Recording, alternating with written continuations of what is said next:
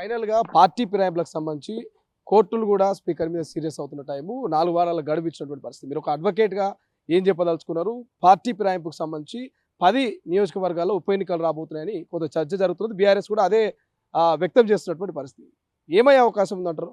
ఇప్పుడు ఒకటండి, న్యాయస్థానాలు తన పని తాను చేసుకుపోతున్నాయి. న్యాయస్థానాలను తప్పుపట్టడానికి ఎక్కర్లేదు. కానీ దానికి ఉండే పరిమితులు దానికి ఉన్నాయి. ఇవాళ రాజ్యాంగంలో ఇవాళ స్పీకర్కి ఇచ్చే అధికారం స్పీకర్కి ఇచ్చిండ్రు, న్యాయ వ్యవస్థకి ఇచ్చే అధికారం న్యాయ వ్యవస్థకి ఇచ్చిండ్రు, పార్లమెంట్కి ఇచ్చే వ్యవస్థ పార్లమెంట్కి ఇచ్చిండ్రు. అదే న్యాయస్థానాలు ఇవాళ నేను సుప్రీంకోర్టు గారిని కూడా ఒకటే విజ్ఞప్తి చేస్తున్నా. ఎలక్షన్ పిటిషన్ అనేది 6 నెలల లోపల మనం డిస్పోజ్ చేయాలి. ఎవరైతే ఇవాళ కేటీఆర్ గారు కానీ ఇవాళ బీఆర్ఎస్ నాయకులు గారు మాట్లాడుతారో, స్వయంగా నేనే కేటీఆర్ గారి పైన మరి 6 నెలల నుంచి నేను ఒక ఎలక్షన్ పిటిషన్ వేశాను. 6 నెలల్లో డిస్పోజ్ కావాలి.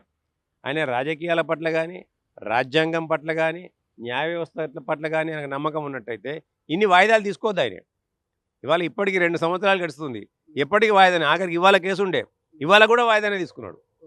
అంటే ఇలా దయ్యాలు వేదాలు వల్లించినట్టు కేటీఆర్ గారు మాట్లాడినా, బీఆర్ఎస్ నాయకులు మాట్లాడినా, ఎవరు మాట్లాడినా ఇవాళ దేని పరిధులు దానికి నిర్దేశించబడ్డాయి. ఉప ఎన్నికలు వస్తాయనా రావనా ఏం జరగబోతుంది? ఖచ్చితంగా వస్తాయని నమ్మకంతోటే వాళ్ళు ఉన్నారు. వాళ్ళ కార్యకర్తలు కూడా చెప్తున్నారు మనం సిద్ధంగా ఉండాలి, 10 నియోజకవర్గాలు ఉప ఎన్నికలు వస్తాయని చెప్పేసి. ఇప్పుడు జూబ్లీస్ ఉప ఎన్నిక వచ్చినప్పుడు కూడా ముందే కోడి కూసింది. అది గోపి గారు సరే, వారి మరణం మనము దురదృష్టకరణం, బాధాకరణం, ఎవరం కూడా అటువంటి కోరుకోకూడదు. చనిపోయిన తర్వాత ఎట్లాగో డెఫినెట్గా ఉప ఎన్నిక వస్తుంది. కాబట్టి ఆ ఉప ఎన్నిక వచ్చినప్పటికి ముందే కాంగ్రెస్ పార్టీ అభ్యర్థిని డిక్లేర్ చేయకముందే ఇవాళ వారి ఇంటింటికి తిరిగినారు, గడప గడప తిరిగినారు. ఇలా కార్యకర్తలను వాళ్ళు ఎప్పటికి కూడా ఓడిపోయిన తర్వాత కార్యకర్తలు నారాజుగా ఉంటారు, నిరాశ నిస్పృహలతో ఉంటారు. వాళ్ళని ఎప్పటికప్పుడు ఇలా ఉత్సాహపరచాలంటే ఏదో ఒక కథ చెప్తుండాలి వాళ్ళు. ఆ కథ ఇక జూబ్లీస్లో చెప్పినారు. ఆ కథ జూబ్లీస్లో ఏమైంది? కంచికి చేరింది. ఆ కథ కంచికి చేరింది. ఇలా రేపు పొద్దుగాల కూడా ఈ 10 నియోజకవర్గాల్లో ఇలా ఒడిసిపోతున్న పార్టీ, అలసిపోయింది పార్టీ, ఆల్రెడీ అది ఒడిసిపోతుంది పార్టీ. అది ఒడిసిపోతున్న పార్టీ కార్యకర్తలందరినీ కూడా ఎప్పటికప్పుడు అట్టి పెట్టుకోవాలంటే వాళ్ళు ఏదో ఒక కహాని చెప్తూనే ఉండాలి. ఇలా సరే, న్యాయ వ్యవస్థలో తీసుకునే ప్రక్రియ న్యాయ వ్యవస్థ చేస్తుంటుంది. ఇలా స్పీకర్ పరిధిలో ఉన్నదాన్ని స్పీకర్ గారు చేస్తుంటారు, అసెంబ్లీ పరిధిలో ఉన్న అసెంబ్లీ చేస్తుంటుంది, అదే మాదిరిగా పార్లమెంట్ పరిధిలో ఉండే పార్లమెంట్. అదంతా ఒక ప్రక్రియ. దేనికి ఉండే లిమిట్లు హద్దులు అన్నీ కూడా దానికి ఉన్నాయి. నిర్దేశించబడ్డే వాటిని దానికి అనుకూలంగా వాళ్ళందరూ కూడా నిర్ణయాలు తీసుకుంటారు. సరే, రేపు పొద్దున వచ్చినాయి అనుకో, వచ్చినా ఎగిసిపడ్డా మిగిసిపడ్డా ఇలా రిజల్ట్ ఏంది?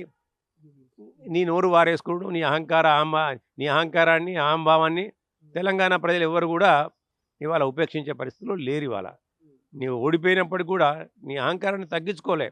ఓడిపోతే ఇవాళ ఏమంటున్నావు? జూబ్లీస్లే ప్రజలు తప్పు చేసినట్టున్నాను. ముందుగా తెలంగాణ ప్రజలు తప్పు చేసినావు, ఇలా మళ్ళీ జూబ్లీస్ ప్రజలు తప్పినావు. ఇలా హైదరాబాదులో ఎక్కడ కూడా కాంగ్రెస్ పార్టీకి స్థానం లేకుండే. ఇవాళ నువ్వు ఏదైతే వర్కింగ్ ప్రెసిడెంట్గా ఉన్నావో, మీ నాన్నగారు తన ఆరోగ్యరీత్యన ఇంటెన్షనా కార్డు ఎత్తేసిండా, మొత్తానికైతే ఫామ్ హౌస్ దాటి ప్రతిపక్ష నాయకునిగా తన హోదాని అసెంబ్లీకి రావట్లేదు. ఇవాళ ప్రజా సమస్యల మీద ప్రజాక్షేత్రంలో కూడా రావట్లేదు. అన్నింట్లో నేనే తిరుగుతున్నాం. ఇవాళ మేమే కృష్ణార్జునం, మేమే తిరుగుతామని తిరిగింది. ఇవాళ కృష్ణార్జునులు తిరిగినా కానీ తెలంగాణ ప్రజలు ఇవాళ సమాధానం చెప్పాను కదా. నువ్వు 9.5 సంవత్సరాలు చేసిన మీ దుష్ట దురహంకార నియంతృత్వ నిరంకుశ అవినీతి పరిపాలనకు సమాధానం చెప్పినాం. ఇవాళ కూడా గదే రిజల్ట్ ఉంటుంది. ఇలా ఈ కార్ రేసింగ్ నుంచి మొదలుకుంటే కాళేశ్వరం, గొర్రెలు, మన గొర్రెలు బర్రెలు, దళిత బంధు, అన్నింటిలో కూడా స్కామ్లే. కేసీఆర్ గారు అన్న దళిత బంధులో కూడా స్కామే జరిగిందన్నాడు కేసీఆర్ గారు. దాంట్లో వారు మిషన్ భగీరథ, మిషన్ కాకతీయ, ఈ నీ హయాంలో జరిగిన స్కీములన్నీ కూడా స్కాములైన ప్రజలందరూ కూడా నిర్ధారించుకున్నారు. ఇలా నిర్ధారించుకున్న తర్వాత నీకు తప్పిపోయి గిట్ట మళ్ళీ ఇవాళ నిన్ను అధికారంలోకి తీసుకొస్తే మా గొంతులు కోసులు ఖాయమని చెప్పి తెలంగాణ ప్రజలు భావించరు. కాబట్టి నీ స్థానాన్ని చూపించరు. ఇక నీ జీవితంలో తెలంగాణ ప్రాంతంలో బీఆర్ఎస్ పార్టీకి రాజకీయంగా పుట్టగతులు ఉండవు. ఎందుకంటే నీ వైఖరంతా కూడా ద్వంద్వ వైఖరి. గల్లీలనేమో బీజేపీతోని కుస్తీ పడతావు, ఢిల్లీలోనేమో దోస్తీ పడతావు. ఎందుకంటే నువ్వు చేసిన అవినీతి, అక్రమ, అరాచక పరిపాలన నుంచి నువ్వు గట్టెక్కాలంటే ఆ ఈడీల నుంచి, సిబిఐ నుంచి, ఐటీ నుంచి తప్పించుకోవాలంటే ఆడ బీజేపీ మోచేతి నీళ్ళు రాకుండా భక్తుంది కదా. సిరిసిల్లలో ఆ లాస్ట్కి వస్తే సిరిసిల్లలో నీ ఎలక్షన్ కూడా ఏంది? బీజేపీతో కుమ్ముక్కై అక్కడికి అభ్యర్థిని తెచ్చుకున్నావు కాబట్టి నువ్వు గెలవగలిగినావు.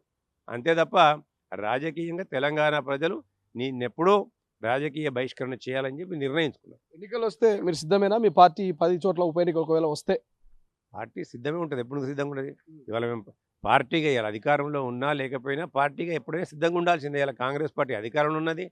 ఇవాళ దానికి ఒక ఏబుల్ చీఫ్ మినిస్టర్ ఉన్నాడు, ఒక మంచి పిసిసి ప్రెసిడెంట్ ఉన్నాడు, మాకు మంత్రివర్గం ఉంది, ప్రజలకు అనేకమైన ప్రజా సంక్షేమ పరిపాలన కొనసాగిస్తున్నాం, ప్రజా పరిపాలన కొనసాగిస్తున్నాం, అభివృద్ధిని సంక్షేమాన్ని 2 పాలనలో ఈ యొక్క 8 లక్షల కోట్ల అప్పున్నప్పటికి కూడా అభివృద్ధిని సంక్షేమాన్ని సమపాలనలో ప్రజల దగ్గర తీసుకెళ్తున్నాం. ఇవాళ ఎవరు ఊహించని మాదిరిగా ఇవాళ మేము సన్నబియ్యం ఇచ్చినాం, సన్నవాళ్ళకు బోనస్ ఇచ్చినాం, 2 లక్షల రూపాయల రైతు రుణమాఫీ చేసినాం, రైతు భరోసా 6,000 ఇచ్చినాం, ఇలా ఉచిత బస్సు ప్రయాణం ఇస్తున్నాం. ఇలా కనుమరుగైపోబోతున్న ఆర్టీసీని మళ్ళీ ఇలా కార్యరూపంలో తీసుకొచ్చి మళ్ళీ ప్రజల్లోకి తీసుకెళ్తున్నాం. ఇలా ఆర్టీసీని కూడా దానికి జీవసత్వాలు ఇచ్చినాం వాటికి. ఇట్లా చెప్పుకుంటూ పోతే నిరుద్యోగులకు ఉద్యోగాలు ఇచ్చినాం. ఇలా ఇంచుమించు ఎవరు చేయలే ఇది దేశంలో ఇంతవరకు.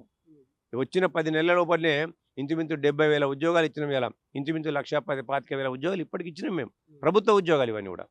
ఇవన్నీ కూడా ఇచ్చుకుంటూ పోయినందుకు అంటే తెలంగాణలో ఉన్న యువత కానీ, ఇలా రైతులు కానివ్వండి, ఇవాళ సంక్షేమ పథకాన్ని ఆశిస్తున్న ప్రతి సంక్షేమ పథకాన్ని అర్హుడైన ప్రతి వ్యక్తి కానివ్వండి, విద్యార్థులకు కూడా ఇవాళ మేమేం చేసినాం, కాస్మెటిక్ ఛార్జెస్తో సహా, మెస్ ఛార్జెస్తో సహా అన్నింటి కూడా పెంచుకుంటూ పోయినాం. ఇలా కూలిపోతున్న విద్యా వ్యవస్థను కనుమరుగు చేయాలనుకున్న ప్రభుత్వ విద్యా వ్యవస్థను మళ్ళీ మేము దానికి పునర్జీవింపజేస్తున్నాం. ఇలా రిటైర్మెంటే తప్ప రిక్రూట్మెంట్ లేదు మీ హయాంలో. ఇవాళ మళ్ళీ రిక్రూట్మెంట్ చేస్తున్నాం యూనివర్సిటీల్లో. ఇవాళ మళ్ళీ ప్రైవేట్ యూనివర్సిటీలను తీసుకొచ్చినాం. ఇలా వాటన్నింటినీ కూడా తీసుకొస్తూ ఇలా సమగ్ర శిక్షణను ఇవ్వాలని చెప్పి ఈ రాష్ట్రంలో ఇవాళ విద్యార్థులకు యువతకు ఎక్కడ లేని విధంగా ఇలా స్పోర్ట్స్ యూనివర్సిటీని తీసుకొచ్చాం, స్పోర్ట్స్ స్కూళ్ళని తీసుకొస్తున్నాం. అదే మాదిరిగా 1 కోటి మంది మహిళలను కోటీశ్వరులు చేయాలన్న ఉద్దేశం కొద్దీ ఇలా అనేక పథకాలు, ఏ పథకం తీసుకొచ్చినా మహిళల చుట్టే తిరిగింది. ఇలా ఉచిత బస్సు ప్రయాణం నుంచి మొదలుకుంటే ఇవాళ వడ్డీ లేని రుణాలు 10 లక్షల వరకు పెంచినాం. పాత ప్రభుత్వంలో ఉన్న వడ్డీలన్నింటినీ కూడా మేము పే చేసినాం.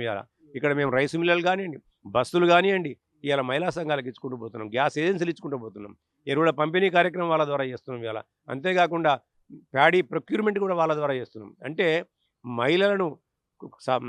మహిళా సాధికారత వైపు ఈ కాంగ్రెస్ ప్రభుత్వం, యనమల రేవంత్ రెడ్డి ప్రభుత్వం ముందుకేస్తుంది. ఎందుకంటే మహిళలు బాగుపడితే, కుటుంబం బాగుపడితే ఈ ఊరు బాగుపడుతుంది, సమాజం బాగుపడుతుంది, రాష్ట్రం బాగుపడుతుంది, తద్వారా ఈ దేశం బాగుపడుతుంది అని చెప్పి ఇలా మహిళల చుట్టే ప్రతి పథకాన్ని తీసుకెళ్తున్నారు. అసలైన తొలి వెలుగు.